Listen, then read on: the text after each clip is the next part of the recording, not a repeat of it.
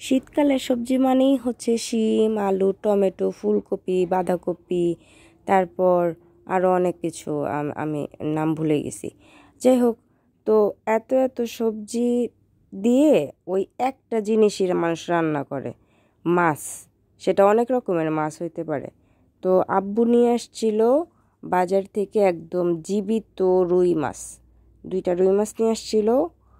তো আর কি করা, ওই সবার দের মতোই আমাদের বাসায় একই রান্না হচ্ছে।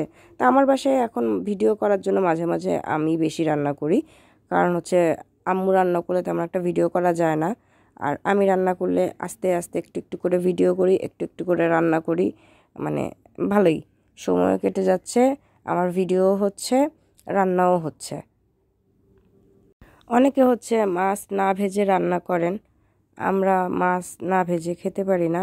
সব মাছ, যে কোনো মাছ হোক, পৃথিবীর যত মাছ হোক, সব মাছ আমাদেরকে ভেজে খেতে হবে, এমন একটা বিষয় আমাদের বাসায়। মানে মাছ জিনিস ভাজতে হবে। আবার আরেকটা বিষয় আছে, অনেকে হচ্ছে অনেক মাছে মশলা মানে আদা রসুন বাটা দেওয়া পছন্দ করে না।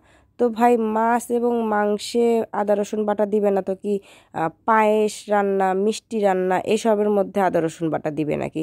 মাছ রান্নায় আদা রসুন বাটা না দিলে হয়? সব মাছে আদা রসুন বাটা খাইতে হবে, এটাই নিয়ম। তো যাই হোক, এই গল্প করতে করতে আমার রান্না হয়ে গেছে। এই হচ্ছে আমার রান্না, চুলায় দিলাম, গ্যাস তেমন নাই, অল্প মিটি মিটি গ্যাস, ওই মিটি মিটি গ্যাসেই রান্না হচ্ছে।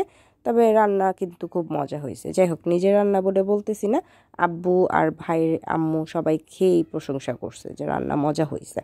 আর আমি না একা একা যখন নিরিবিলি রান্না করি তখন রান্না মজা হয়, কিন্তু কারোর জন্য যদি স্পেশালি রান্না করতে যাই তখন রান্নাটা খারাপই হয়। তখন আর কেউ রান্নার প্রশংসা করে না, তখন রান্না গোলমেলে হয়। যাই হোক, কারোর সাথে কীরকম ঘটনা ঘটে, মানে ঘটনা না, মানে দুর্ঘটনা ঘটে নাকি? সো আজকে এই পর্যন্তই। আবার নতুন কোনো রান্না নিয়ে হাজির হব, নতুন কোনো কাহিনী গল্প নিয়ে হাজির হব। সে পর্যন্ত সবাই ভালো থাকবেন, সুস্থ থাকবেন। আল্লাহ হাফিজ, টাটা।